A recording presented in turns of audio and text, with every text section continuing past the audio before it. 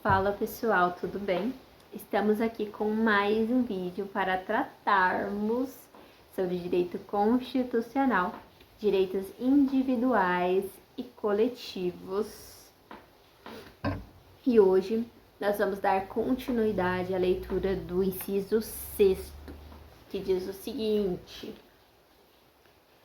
é inviolável a liberdade de consciência e de crença, sendo assegurado o livre exercício dos cultos religiosos e garantida na forma da lei a proteção aos locais de culto e às suas liturgias, certo? Então, nós temos que todas as pessoas têm o direito de acreditar no que quiserem. Elas podem praticar a sua religião livremente. E elas têm o direito de expressar a sua fé sem sofrer qualquer tipo de discriminação ou perseguição. E a gente tem o seguinte exemplo prático. Imagine que Lucas, que é um funcionário público, ele segue uma religião de matriz africana.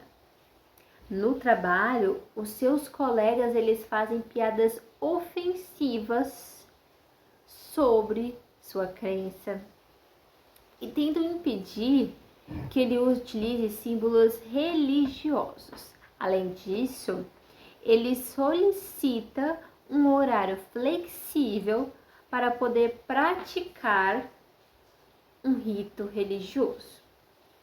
Porém, o seu pedido é negado, sem uma justificativa razoável.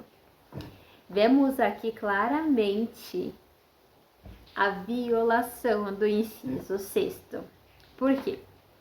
Lucas, ele tem o direito de professar a sua fé, sem sofrer qualquer tipo de discriminação. O preconceito religioso, ele pode sim ser considerado um crime. O Estado, ele tem que garantir condições para o livre exercício da religião, incluindo a possibilidade de flexibilizar o horário em casos justificados.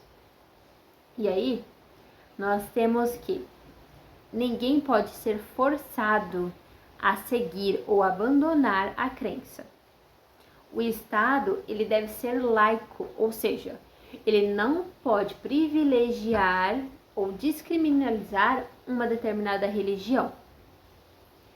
E aí, esse direito também se estende a quem não tem uma religião, a quem não acredita em nenhuma religião. E aí, no inciso 7º diz: é assegurada nos termos da lei a prestação de assistência religiosa nas entidades civis e militares de internação coletiva. Então, nesses locais é assegurada a prestação da assistência.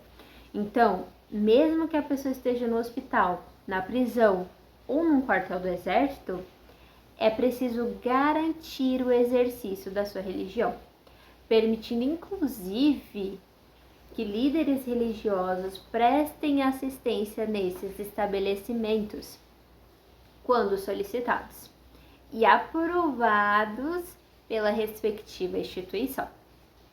Qualquer pessoa internada tem o direito de praticar sua religião e receber visitas de líderes religiosos. Esse direito ele existe para ser assegurado o direito de crença. Por muitas pessoas encontram na religião um apoio emocional e espiritual, especialmente em momentos difíceis. Então, nós temos que quem tem esse direito? Esse direito que é assegurado referente a isso: pacientes em hospitais públicos e privados, presos em presídios, militares em quartéis, idosos em asilos. Imagina que um detento em um presídio, ele deseja participar de um culto evangélico dentro da unidade prisional. A administração do presídio deve permitir que pastores ou outros líderes religiosos eles entrem no local para prestar essa assistência, desde que eles respeitem as normas de segurança. E aí, a gente tem aqui o inciso 8º que diz: ninguém será privado de direitos por motivo de crença religiosa ou de convicção filosófica ou política, salvo se as invocar para eximir-se de obrigação legal a todos imposta e recusar-se a cumprir prestação alternativa fixada em lei. Então, ninguém pode ser prejudicado, discriminado ou ter os seus direitos negados por seguir determinada religião, filosofia ou até uma ideologia política. Porém, a gente tem um limite. A pessoa ela não pode utilizar-se da crença para fugir de uma obrigação legal, se ela não aceitar uma alternativa. Então, a gente tem o seguinte exemplo.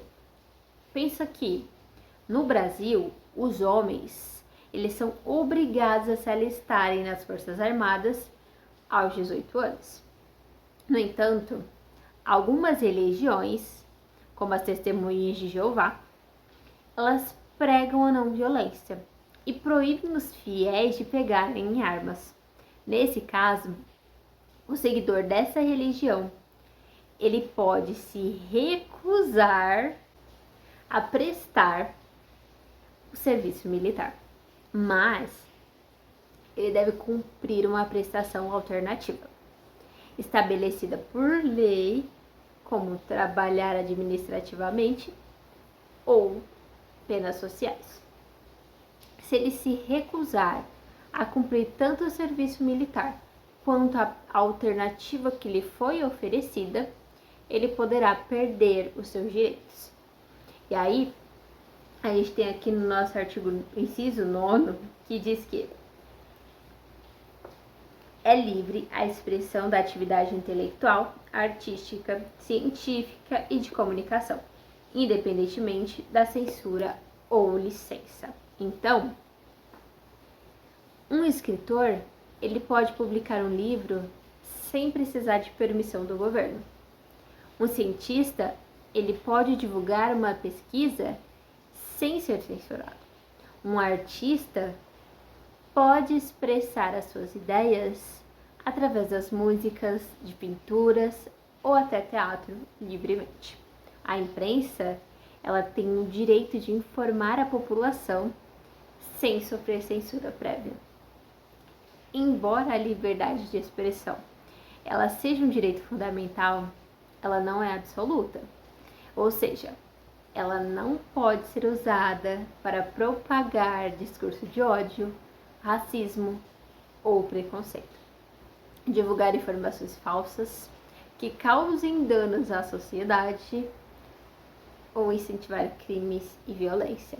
Então, imagine que um cantor lançou uma música com uma crítica ao governo. Ele tem total liberdade para isso,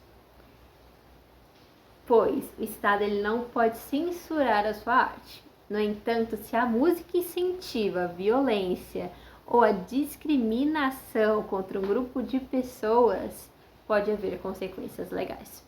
Esse inciso ele protege a liberdade de criação, expressão e diversas áreas, impedindo qualquer tipo de censura. No entanto, ele deve ser exercido com responsabilidade, respeitando os outros direitos fundamentais, como a dignidade da pessoa e a proibição do discurso de ódio.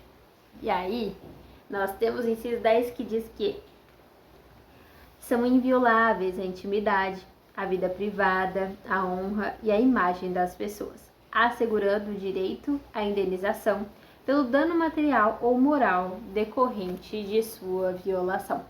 Então, ninguém pode expor ou prejudicar outra pessoa sem o seu consentimento. Caso esse direito ele seja violável, a pessoa que foi violada ela pode procurar na justiça uma indenização por danos morais ou materiais. Quando a gente fala da intimidade, diz respeito à esfera pessoal da vida de alguém, como conversas privadas, relações familiares ou questões de fórum íntimo. Quando a gente fala da vida privada, ela abrange aspectos da vida cotidiana da pessoa que não dizem respeito ao público. Então, quando a gente fala da honra, está relacionado à reputação e à dignidade de alguém, ou seja, a sua moral perante a sociedade. Quando a gente fala da imagem, ele protege a identidade visual da pessoa, impedindo o uso indevido de sua foto ou vídeo, sem autorização. Então, imagina que uma pessoa ela tem uma conversa privada vazada na internet, sem o seu consentimento. Se o conteúdo dessa imagem ou desse vídeo causar constrangimento ou prejudicar a sua reputação, ela pode processar o responsável e pedir indenização por danos morais. Então, por hoje é isso. Esses são os nossos incisos de hoje, o inciso 6º até o inciso 10. Vamos dar continuidade nos próximos vídeos. Vamos soltar vídeos sexta, segunda e quarta-feira, toda segunda, quarta e sexta-feira. Então fiquem ligados nos próximos vídeos. Afinal, o edital tá logo aí.